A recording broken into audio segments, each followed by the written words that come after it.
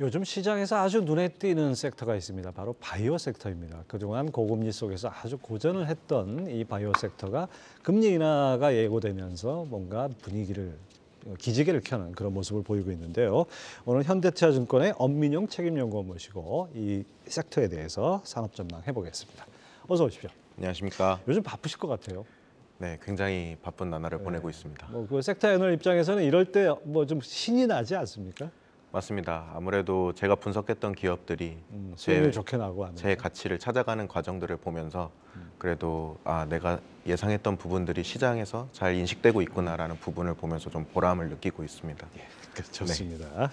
자, 올해 제약바이오 업계 참 쉽지 않은 한 해, 뭐 작년은 뭐 더 했고 올해도 마찬가지였는데 그 무엇보다 고금리 아니었습니까? 네. 근데 어쨌든 간에 최근 금리 인하 전망이 나오고 신약 개발 성과도 나오고 이러면서 기대감이 좀 커지고 있는데 반등 모멘텀이 왔다 이렇게 볼 수 있을까요?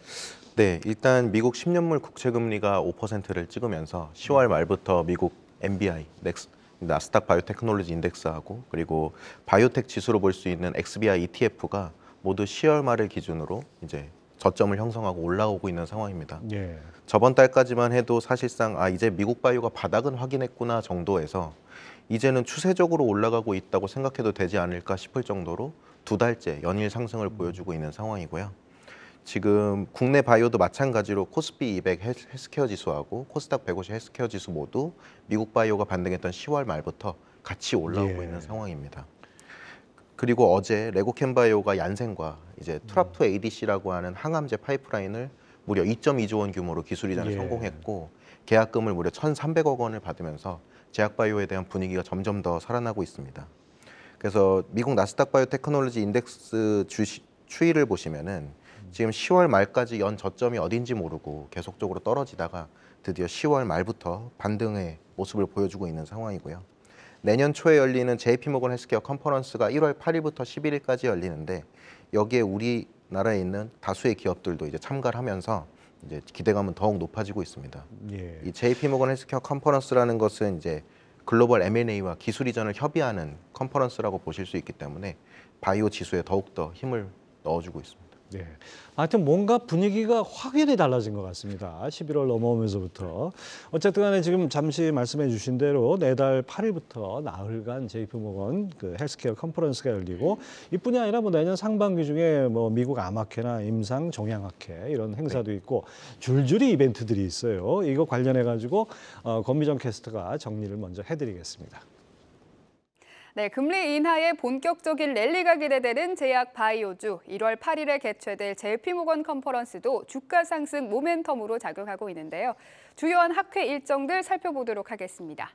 우선 JP모건 컨퍼런스를 시작하게 됩니다. 2분기에는 가장 많은 학회 일정들이 예정돼 있는데요. AACR 미국 암학회를 시작으로 아스코 미국 종양학회가 열리게 됩니다. 세계 3대 암학회 중 2개 학회가 2분기에 열리게 되고요. 이어서 세계 내분비학회 미국 당뇨학회가 2분기에 열리고 3분기에는 AAIC 알츠하이머 국제학회와 에즈모 유럽 종양학회, 세계 3대 암학회 중 마지막 학회가 이렇게 3분기에 열리게 됩니다. 4분기에는 뭔가 주목할 만한 주요 학회 일정은 없는데요. JP모건 헬스케어 컨퍼런스부터 살펴보도록 하겠습니다. 이 JP모건 헬스케어는 제약 바이오 업계 최대 투자 행사입니다. 글로벌 기업이 한 해 청사진을 공개하는 만큼 업계의 동향을 파악할 수 있는 자리인데요. JP모건에 초청돼서 발표에 나서는 국내 기업은 6곳입니다. 그중에서도 삼성 바이오로직스 그리고 셀트리온은 글로벌 기업들이 발표하는 메인 트랙에서 발표하는데요. 삼바는 8년 연속 메인 트랙에서 발표하게 됐습니다. 그다음 학회 일정도 살펴보시죠. 네, 미국 암학회는 주로 전임상 등 초기 단계 연구 결과를 소개하는 곳입니다. 그래서 유독 우리나라 기업들의 참여도가 높은데요. 올해도 한미약품을 비롯한 전통 제약사부터 바이오벤처 기업까지 다양한 기업이 참가를 했는데 이 한미약품이 7건으로 가장 많은 연구 결과를 발표했고요. ST큐브와 루닛 등도 함께 참여해 주목받았습니다. 아스코는 최신 암 치료제 개발 동향과 임상 결과를 발표하는 학회로 세계 3대 암 학회 중에서도 최대 규모를 자랑하는 곳입니다. 올해는 유한양행과 레고캠 바이오, 루닛 등이 참가했는데요. 특히 루닛은 연구 논문 16편을 발표하면서 아스코에 참여하는 의료 AI 기업 중 가장 많은 연구 결과를 발표했는데요. 이 루닛의 주가 AACR과 아스코 일정 전후로 급등하는 모습이 나타나기도 했습니다. 이어서 6월에는 미국 당뇨 학회가 예정돼 있습니다. 올해 크게 주목받은 당뇨 관련주들, 펩트론과 인벤티지랩 등의 상승도 미국 당뇨 학회에서부터 시작이 됐는데요. 올해는 동아에스티와 일동제약, 펩트론 등이 참가를 했고요. 이어서 7월에는 알츠하이머 국제학회가 열립니다. 세계 최대 규모의 알츠하이머 관련 학회로 올해는 NK맥스와 뷰노 등이 참여했습니다. 또 비상장사지만 아리바이오가 경구용 치매 치료제 글로벌 임상 3상 진행 상황을 공유하면서 관련주가 주목받는 점도 체크할 포인트입니다. 에스모는 후기 임상이나 상용화된 의약품들의 임상 데이터가 주로 발표되는데요. 그래서 국내 기업들보다는 글로벌 항암 트렌드를 알 수 있는 곳입니다. 올해는 유한양행과 한미약품, GI 이노베이션 등이 참여했는데요. 이 유한양행은 마리포자에 대해 시장 예상치보다 부진한 연구 결과를 발표하면서 급락한 점이 아쉬웠던 점으로 나타났습니다. 올 한 해 제약바이오업계의 상승 또는 하락의 이유가 됐던 학회 일정들입니다. 내년에는 학회 일정이 주가에 어떻게 반영될지 체크해야겠습니다. 네, 이렇게 살펴본 대로 당장 이제 포문을 여는 것이 내년 1월 초에 바이오업계 최대 행사인 JP모건 헬스케어 컨퍼런스입니다. 우리 그 바이오업계뿐이 아니라 투자자들도 상당히 주목할 것 같은데요. 여기 주목해서 짚어봐야 될 부분 어떤 거 있을까요? 네. 지금 공식 초청받은 기업은 약 550여 개 기업 정도로 지금 추정이 되고 있고요. 이 중에서 국내 기업이 9곳 공식 초청을 받았습니다. 그래서 삼성바이오로직스, 셀트리온, 유한양행, 한미약품, SK바이오팜, SK바이오사이언스, 그다음에 카카오헬스케어, 그다음에 이제 롯데바이오로직스, 그리고 마지막으로 국내 유일 바이오텍 초청사 지아이노베이션 참가하게 됩니다.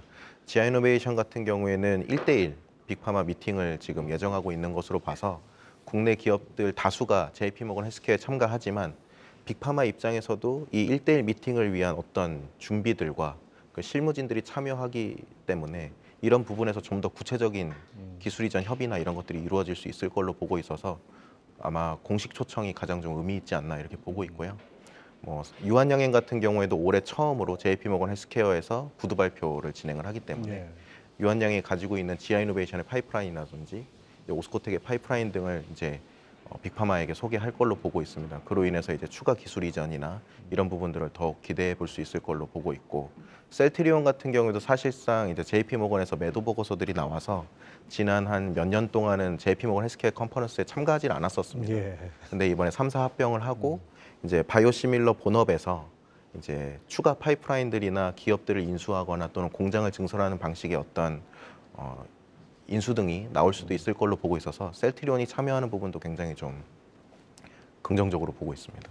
이렇게 공식 초청을 받았다는 얘기는 뭔가 성과가 있다는 걸 인정받았다 이렇게 볼 수 있는 거죠? 그렇습니다. 이제 그러니까 받은 기업과 받지 않은 기업에는 확실히 극명한 차이가 있기 때문에. 그리고 현지 가서 빅파마들하고 협상을 한다는 얘기는 사전에 조율이 있다는 얘기죠. 맞습니다. 하여튼 그런 점 계속해서 지켜봐야겠습니다. 연구원님 리포트를 통해서 올해 가장 주목받은 이 제약 바이오 관련 이슈로 항암제 관련 M&A 그리고 임상 결과 그리고 기술 이전 이렇게 말씀해 주셨는데 이 세 가지가 공통점이 있다고요? 맞습니다. 모두 다 항암제 그리고 그 항암제 중에서도 ADC라는 기술과 굉장히 밀접한 연관이 있었습니다. 올해 가장 큰 규모의 M&A, 이제 파이자가 시젠이라는 ADC 기업을 56조 원에 인수했던. ADC가 뭔가요? ADC라는 기업은 이따 다시 한번 그림으로 설명드리겠지만 우리가 독성이 심해서 잘 쓰지 못하는 이제 강한 항암제를 바이오 의약품과 합쳐서 유도미사일처럼 암으로만 보내주는 기술을 뜻합니다. 그래서 이 기술에 관련된 M&A가 올해 가장 큰 규모로 이루어졌었고 또 올해 에스모에서 기립박수를 받으면서 이제 연구 결과를 발표했던 결과 또한 키트루다 플러스 ADC라고 하는 이제 항암 요법이었고요. 올해 가장 큰 규모의 기술 이전 또한 앞서 보셨던 이제 머크의 키트루다와 그리고 다이치 상표의 ADC 약물을 이제 병용하는 요법으로 이루어졌습니다. 특히나 이제 그림을 보시면 키트루다와 파드셉이 병용된 임상 결과를 보실 수 있는데요. 이번 키트루다와 파드셉이라는 이 ADC 약물의 병용 요법에서 기존 화학요법 치료제 대비했을 때 이제 전체 생존율 중앙값이 기존 이제 독성이 심해서 머리가 많이 빠지고 부작용이 예. 발생되는 화학요법 항암제가 전체 생존율 중앙값 16개월. 근데 이제 면역 항암제인 키트루다와 ADC인 파드셉 두 개 제품이 병용돼서 처방됐을 때 무려 31.5개월이라고 하는 생존율을 보여줬습니다. 기존의 방광암은 이제 병원에 가시면 1년 4개월 정도 남으셨습니다 하고 있는 암이었는데 키트루다와 파드셉이 병용으로 투약되면서 이제 32개월까지 사시는 암이 된 거죠. 그래서 장기 생존 시대가 왔다 방광암에서 이러면서 에스모에서 기립박수가 터져 나온 상황입니다. 아주 뭐 인상적이네요. 이게 지금 앞서 그 유도 미사일이라고 하셨는데, 그러니까 항암제가 뭐 목표물을 타격하는 탄도 미사일이라면 그 미사일에 유도체가 달려가지고 정확히 타격할 수 있는 그런 것이 바로 ADC다. 이렇게 암세포만 골라 죽인다. 이렇게 볼 수 있는 거죠. 네, 그렇게 개발된 이제 제품이라고 보시면 그러니까 면역 항암제 단독으로 쓰는 것보다 바로 ADC를 같이 이렇게 병용해서 쓸 때 효과가 압도적으로 늘어난다 이런 얘기인데 이거 좀 더 쉽게 설명해 주신다면요. 네, 그 다음으로 제가 이제 ADC에 의한 종양 세포 사멸 과정을 이제 그림으로 준비해 왔는데 가장 쉽게 말씀드리면 이제 독성이 강한 항암제를 바이오 의약품에 결합해서 이제 암 세포로만 보내주는 기술이라고 보시면 되겠습니다. 여기서 가장 핵심적인 부분은 바이오 의약품과 독성이 강한 항암제가 암에서만 끊어져서 약물이 방출돼야 되는 이런 부분이 있습니다. 우리가 이제 흔히들 드라마에서 보시면 항암요법 받으신 분들이 이제 머리를 미시는 걸 보실 수 있죠. 이 화학요법 항암제는 이제 분열을 많이 하는 세포를 공격하는 특징이 있기 때문에 우리 몸에는 암세포뿐만 아니라 모근세포, 혈액세포, 위점막세포들도 암세포처럼 매일매일 분열을 합니다. 그러니까 항암 치료가 고통스러운 이유가 거기 있네요. 그렇습니다. 그래서 머리가 빠지고 이제 백혈구가 죽고 음식을 잘 드시지 못하는 이런 부작용들이 나오는데 이런 부작용을 이제 최대한 낮추고 암으로만 보내주는 기술이다. 이렇게 보실 수 있겠습니다. 정말 기립박수 받을 만하네요. 네. 자, 연구원님 혹시 내년에도 이 ADC가 가장 주목받을 해 이렇게 보셨어요. 맞습니다. 이렇게 보시는 근거는 지금 바로 그런 이유겠죠. 맞습니다. 올해 가장 기립박수 받았던 임상 결과인 이 면역항암제 키트루다와 파드셉의 병용요법은 면역항암제 병용요법 중 최초로 일어난 일입니다. 예. 그래서 올해 4월 달에 FDA로부터 이 병용요법이 최초 승인이 됐고요. 머크는 이 병용요법에서 어마어마한 임상 결과를 발표를 했기 때문에 다른 파이프라인들도 ADC로 갖춰가기 시작했습니다. 그래서 다이치 상쿄의 ADC 3개 파이프라인을 무려 30조 원 규모로 계약금은 40억 달러, 한화로 한 6조 원 정도로 이제 기술 이전을 해갔고요. 어제 터졌던 레고캔바이오와 그리고 얀센의 딜 또한 이 맥락과 똑같습니다. 얀센 또한 머크가 발표했던 키트루다 파드셉의 병용요법에서의 임상 결과를 바탕으로 얀센 또한 면역항암제 플러스 ADC요법을 가져가기 위해서 무려 국내에 있는 레고캔바이오를 선택했다는 것이 정말 중요한 부분입니다. 그래서 진짜 큰 뉴스였군요. 맞습니다. 네. 자, 이 전 세계 면역항암제 시장 이 키트루다를 빼놓고 얘기할 수 없을 것 같은데 뭐 약방의 감초처럼 쓰이고 있어요. 그래서 이게 면역항암제 시장에서 어느 정도 비중을 차지하고 있는지 그리고 약물 기전이 어떻게 되는지 좀 설명해 주시죠. 네, 이 키트루다라고 하는 면역항암제는 기존 항암제하고 좀 특이점이 있습니다. 앞서 말씀드렸던 화학요법 항암제는 암을 직접 공격한다는 특징이 있는데 키트루다라는 면역항암제는 우리 몸의 면역 기전을 되돌려주는 그래서 간접적으로 암을 죽인다는 것에서 큰 차이점이 있습니다. 그래서 부작용은 낮고 유효성이 높은 장점이 있는데요. 보통 우리 몸의 암세포는 면역세포의 공격을 회피하기 위해서 정상세포인 척하거든요. 그 정상세포인 척하는 표시인자를 이제 PDL1이라고 합니다. 그래서 제가 가지고 온 그림을 보시면 T셀이 이 튜머에다가 PDL1과 PD1을 연결시키면서 아 나는 정상세포야 그냥 넘어가 라고 하는 신호를 주게 됩니다. 그럼 우리 면역세포는 암세포가 정상세포인 줄 알고 지나가 버립니다. 키트루다가 이 부분에서 이제 T셀에 있는 그 암세포가 정상세포인 척 손을 들고 있는 부분을 못 보게 가려준다고 보시면 됩니다. 그래서 옆에 있는 그림 보시면 키트루다가 이제 T셀에 있는 PD1 쪽에 딱 결합되어 있는 걸 보실 수 있죠. 그러므로 인해서 이 세포가 비정상 세포임을 면역세포가 알게 되고 공격을 하게 됩니다. 그러므로 인해서 이제 암이 치료되는 이런 기전이라고 보시면 되고요. 이 키트루다는 올해 매출액만 무려 32조 원, 머크 전체 매출액의 30% 이상을 현재 달성하고 있는 것으로 보고 있고요. 2028년까지 40조 원 매출을 달성할 수 있는 걸로 40조 원. 맞습니다. 그러니까 어떻게 보면 이제 암을 정복한다고 하기는 아직 좀 이를 수 있지만은 어느 정도 암을 좀 이렇게 제어할 수 있는 수준까지 올라간다 이렇게 기대할 수 있는 건가요? 지금 현재까지는 키트루다 단독으로는 전체 항암 환자 중에 약 30% 정도만 유효성이 있는 걸로 확인이 되고 있기 때문에 앞서 말씀드렸던 ADC하고의 병용을 통해서 유효성을 더 확장시키고 있는 상황입니다. 예, 그렇군요. 자, 그다음에 이제 내년부터 글로벌 제약사들이 3세대 면역 항암제를 피하 주사 SC 제형 방식으로 선보일 예정이라고 하는데 이건 어떤 얘기입니까? 네, 안타깝게도 머크가 이렇게 좋은 매출을 가지고 있지만 2028년에 특허가 만료되게 됩니다. 키트루다 특허가 맞습니다. 네. 지금은 키트루다가 혈관 주사 제형으로 투약되고 있지만 2025년에 피하 주사로 처방을 이제 시작해서 혈관 주사를 맞던 사람들을 다 피하 주사로 전환시키려고 하는 현재 임상 3상이 진행 중이고요. 아직까지는 비공개 계약으로 확정 지을 수는 없지만 국내에 있는 알테오젠이 이 피하 주사 제형 변경 기술을 머크하고 협업하고 있는 것으로 현재 추정하고 있습니다.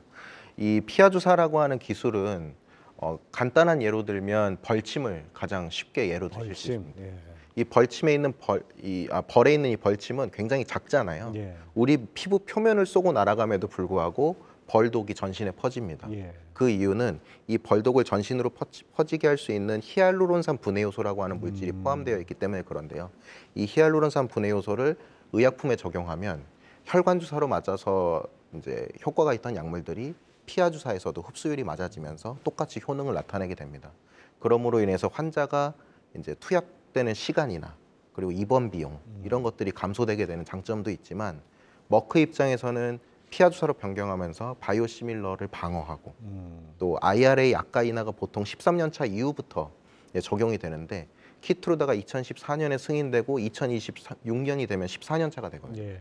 그래서 IRA 약가 인하에도 해당할 수 있는 상태인데 피하 주사로 변경하게 되면 약가 인하에 해당되지 이건 않습니다. 다른 맞습니다. 약이 된다 이렇게 보는 거죠. 두 가지의 성분이 함께 포함돼서 추가적인 임상을 통해 개발한 물질이기 때문에 0년 차부터 되는 상황입니다. 그래서 바이오시밀러 방어, IRA 약가 인하, 환자의 편의성 이런 부분들을 이제 모두 장점을 갖고 있는 기술이다 이렇게 보실 수 있습니다. 머크 입장에서는 당연히 그렇게 갈 수밖에 없는 그런 상황이에요.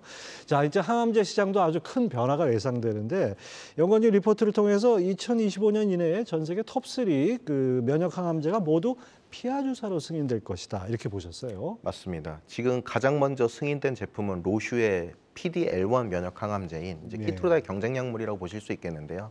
이 제품이 11월 15일 날 이제 유럽에서 피하 주사로 최초 승인이 됐습니다. 그래서 로슈가 피하 주사로 전환되는 것들을 보시면 알테오젠의 미래를 이제 예측해 보실 수 있을 거라고 보고 있고요.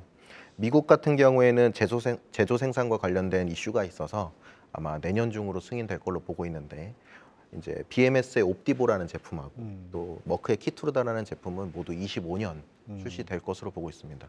이 말인즉슨 내년에 임상 3상 결과가 공개될 거고 이제 25년에 출시가 된다고 하면 알테오젠이 드디어 이제 매출로서 현금을 일으키는 시기가 도래했다라고 보실 수 있겠습니다. 하여튼 뭐 제약바이오 이제 성과가 나기 시작하면 그야말로 로또처럼 터지는데 그 전까지가 참 어려움이 많았죠. 네.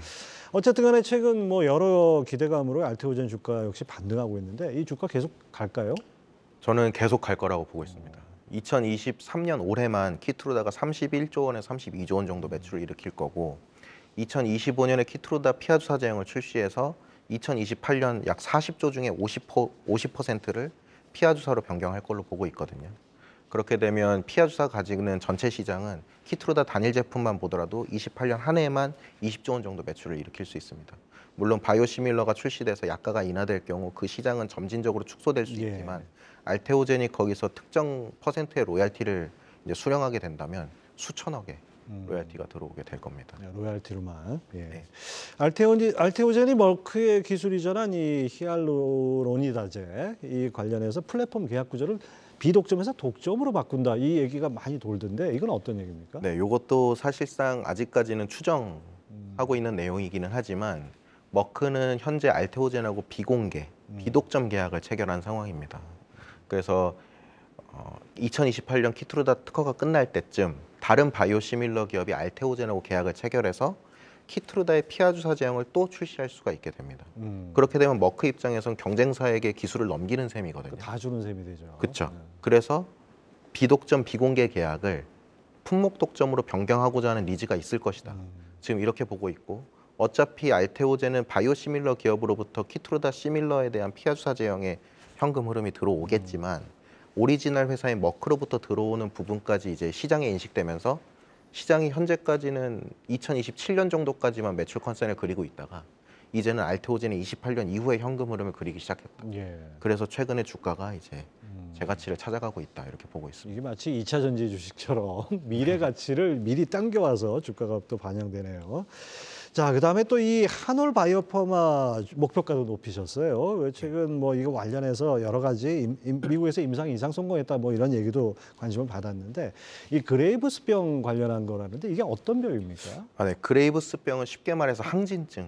항진증. 이라고 보시면 됩니다. 그래서 갑상샘에 자가 면역이 생겨서 이제 갑상샘 과다증을 일으키고 그래서 눈이 좀 약간 튀어나오고 뭐 이런 네, 거죠. 눈에 지방이 쌓이면서 안구를 돌출시켜서 실명시키거나 예. 또는 이제 갑상선종 그러니까 갑상선 암으로 발전될 수 있는 이것도 아주 흔한 질병 아닙니까? 맞습니다. 예. 심각한 질환입니다. 한올바이오파마의 목표 주가를 올릴 수 있었던 가장 중요한 이유는 경쟁사인 알제넥스는 유효성이 떨어지기 때문에 이 그레이브스병을 타깃하지 못한다는 점에 있습니다. 그럼에도 불구하고 한올바이오파마가 그레이브스병에서 최초로 성공을 해주면서 알제넥스하고의 격차를 점점 벌리고 있는 상황입니다. 아니 궁금한 게 이 알테오젠이나 이 한올 바이오파마 같은 이런 기술들이 해외에는 경쟁사들이 없습니까? 아닙니다. 경쟁사가 있지만 그 경쟁사가 심플하냐 아니냐가 가장 중요하다고 봅니다. 이제 국내에 많은 신약 개발 기업들이 있지만 글로벌리 우리가 파악할 수 없을 정도로 많은 경쟁 약물이 퍼져 있을 경우에 그 기업이 성공할 수 있을까에 대한 밸류에이션을 사실 주기 굉장히 어렵거든요. 근데 제가 알테오젠하고 한올바이오파마를 뭐 사실 방송 나올 때마다 탑픽 기업으로 항상 설명드리는 이유는 경쟁사가 심플하다는 장점도 있기 때문에 그렇습니다. 예. 그리고 글로벌 기업들과 견주었을 때 충분히 싸워볼 수 있을 만큼의 기술력이 있다라는 것을 계속적으로 이제 좀 저는 강조하고 있었죠. 우리 바이오 기업들은 경쟁력 있다는 게 참 반가운 소식입니다.